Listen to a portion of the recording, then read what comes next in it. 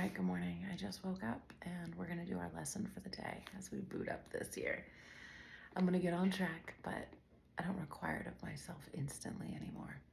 Lesson number 13, a meaningless world engenders fear. Today's idea is really another form of the preceding one, except that it is more specific as to the emotion aroused. And yesterday's lesson was, I am upset because I see a meaningless world. This is a meaningless world engenders fear.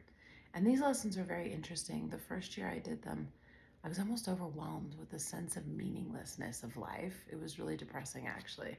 And I felt really relieved when I got to this lesson, lesson 13, because it says at the top,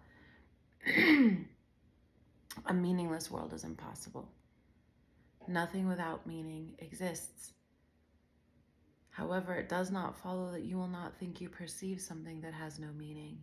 On the contrary, you will be particularly likely to think you do perceive it. And the first year I'd spent a couple of days, like I said, deep in just everything feeling very meaningless. And it was very hard and sad and lonely. So if you're there, good for you, because you're going with the energy of the book. It's taking you there for a reason.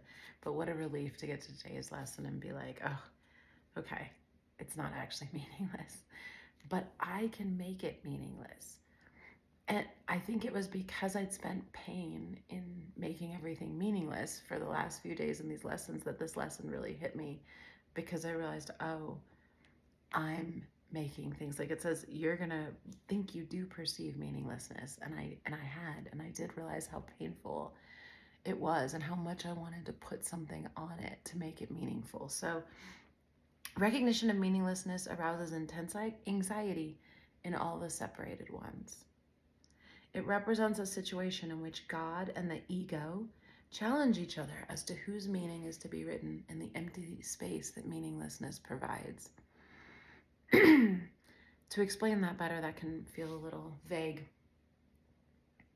When we look at our world and all the pain and suffering that's in it, and we don't understand the cause, think of how many people you know that are like, how can God allow this? And look around and just feel hopelessness, like, that makes it, that's meaningless.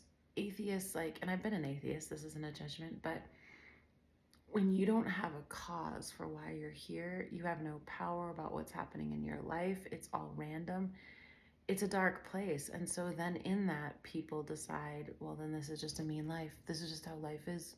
Do you know how many times I've heard, we've all heard it, this is just how life is. It's like, no, actually, you're making life how it is, but you can't just tell someone that, right? This is like a process of becoming. But when we look at the chaos of the world, even just this last year, and don't have like a greater purpose that this is all making sense, that something's present and in control, that, and it's not a singular consciousness, there's a whole collection happening here. We make it mean something. We either say, well, God gets it, and it's all about heaven and hell and competing to get into heaven. Or it's all about, being a certain race or being a certain religion. And like, that's all ascribing meaning, especially in the eyes of the ego, to something of why we're here, that main question we all have that so many people don't think about. I don't know how you go through your life and don't think about why we're here. But a lot of people just think about it and find a box to check. Oh, well, there's no God. That's it. Or, well, I'm Christian. Check. It's like, really? You don't want to know more at a deeper level? So that's what we're getting to. You and I do. That's why we're here. So the ego rushes in frantically to establish its own ideas here, fearful that the void may otherwise be used to demonstrate its own impotence and unreality. And on this alone, it is correct. So in other words, if you don't need to say what the world is, like it's mean or hostile or cruel or this is how life is, if you don't define the meaninglessness, which is what our minds automatically do because they're part of the ego, then you'll start to realize how meaningless like the body, physicality, and all of this is, because there's something else behind it. What meaning is actually there will emerge, but because we're creators and we're so focused, we're like keeping things in place. It is essential, therefore, that you learn to recognize the meaningless and accept it without fear. If you are fearful, it is certain that you will endow the world with attributes that it does not possess and crowd it with images that do not exist. That's what I was just talking about. But, you make people more hostile, you make people bad and evil and something to fear. And that's how we're making it sort of this fearful world where we have to fear our brothers and neighbors and everyone's out to get us.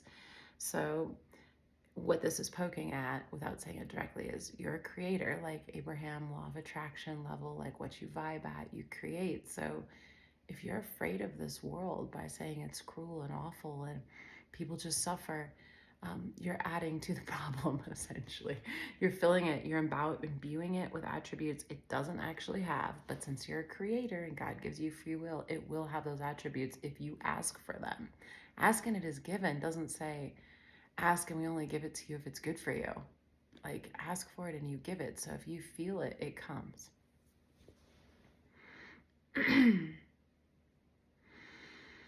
To the ego, illusions are safety devices, as they must be also be to you who equate yourself with the ego. And that line always gave me so much peace, because then I realized, oh, well, that's why people cling to illusions and cling to those ideas and beliefs that don't bring them joy. It's because it brings them safety, they think, and they're more aligned with the ego. So when someone's really clinging to how they have it, you just have to realize it's like a sick friend. They're just really stuck in the ego mindset. And so for them, illusions equate to safety, even if they're illusions of death or disease, right? It's wild, but the exercises for today, which should be done about 3 or 4 times for not more than a minute or so at most each time, are to be practiced in a somewhat different way from preceding ones. With eyes closed, repeat today's idea to yourself, then open your eyes and look about you slowly, saying, I am looking at a meaningless world. So eyes closed, you say, a meaningless world engenders fear. A meaningless world engenders fear. Look around. I am looking at a meaningless world. I am looking at a meaningless world.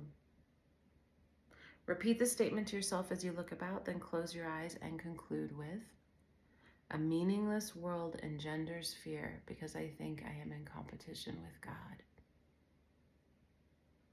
Boom. And I actually love it saying this, because lately, even outside of these studies, I've been talking a lot about how parents especially, but all people, really are putting themselves in the place of God by saying what's right or wrong on planet Earth. Like, you're not allowed to do that. You're not God. So if it's here, it's supposed to be here. That's a way of usurping the throne of God, which is the dramatic way I say it. But if you're the only source of finance for your kids or people around you, if you think you need to tell them what to believe, where to go, what to do, like, that's making yourself God. You don't know what your kids are supposed to do or believe. You aren't supposed to convert and convince. And that doesn't mean that it's wrong to convert and convince, but it's up to those people if they're receptive to receive it.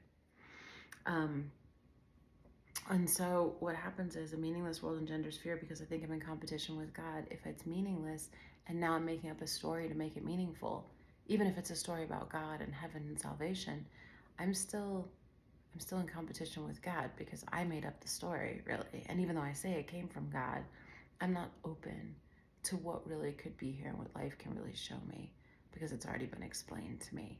And so because I've already ascribed something meaning and cause, I can't be open to what it really is, the meaning it really has, or where it really comes from.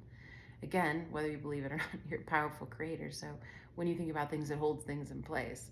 And whether you want to look at that at just an opinion level, that if you have an opinion, you're not open to other opinions, or if you want to look at it at the actual level that you're literally creating and holding it in place with the power of your thought, it's the same result, so it doesn't matter. You may find it difficult to avoid resistance in one form or another to this concluding statement. Obviously, at first, most people are going to be resistant to thinking they're in competition with God. They're going to be like, I would never compete with God. But that's just how your ego's all out of whack. You don't know you're doing it. So it's not like you're purposefully competing with God. It's not like Christian parents are purposely trying to take the place of God in their life, in their kids' lives. They're trying to be an example of it. So we're just confused, and that doesn't make anyone wrong. It just means, hey, how about you keep learning and get better at it? Okay, whatever form such resistance may take, remind yourself that you are afraid of such a thought because of the vengeance of the enemy. This is poking at how we've been trained God is our enemy, and that if you dare to compete with him, he's going to punish you. But that's a whole not real construct. like punishment, the cycle of punishment and sacrifice. What a relief, right? But so counterintuitive that punishment and all of that have nothing to do with God, especially with the intense Christian context and hell and damnation we have. You are not expected to believe this statement at this point and will probably dismiss it as preposterous. So I do want to add, when you take away hell and the cycle of punishment with God, it doesn't matter if you're in competition with him. It's not like it cares. It would be like if an ant thinks it's in competition with you in the backyard, you don't know or care. It's not a thing for God. So we're making up that something so big would actually care. It loves us, right? It doesn't. You can love, your pet or an ant or a flower. It doesn't matter if it were competing with you. You're not aware of it, and you're just loving it. Do you know what I mean? So, note care. That's probably a really poor example. I just realized, but I just woke up and need more coffee. Probably a better example would be like your kids. Sometimes your kids are competing with you as a parent, especially same-sex kids at certain points, but you still love them. Your consciousness is in a completely different place, and you know that. And so you're allowing this young consciousness to evolve and develop. This is sort of how God is. It's this mass consciousness of all of us combined that's growing and loves us and isn't going to be threatened by anything we think or do. And certainly we're not powerful enough to usurp what it does. So it's like, yeah, it gave us a safe environment to play here for a reason. We're supposed to screw up. We're supposed to fall and get back up and learn to walk. That's what we're doing here, but with creating and our thoughts and our emotions and getting everything in alignment. Note carefully, however, any signs of overt or covert fear this statement may arouse. So watch out for fear. When you say a meaningless world engenders fear, because I think I'm in competition with God. This is our first attempt at stating an explicit cause and effect relationship of a kind which you are very inexperienced at recognizing. And it is cool, I'll say, studying this book for years now and coming back through the lessons and being like, oh my God, I get this so much more now.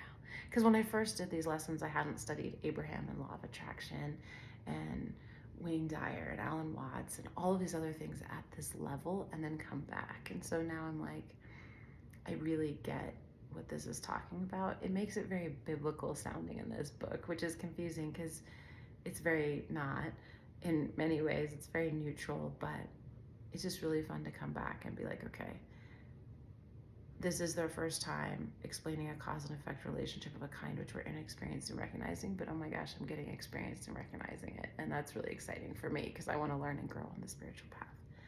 Do not dwell on the concluding statement and try not even to think of it except during the practice periods. That will suffice at present. All right, so this one got long, but a meaningless world engenders fear. Let's go. Have a great day.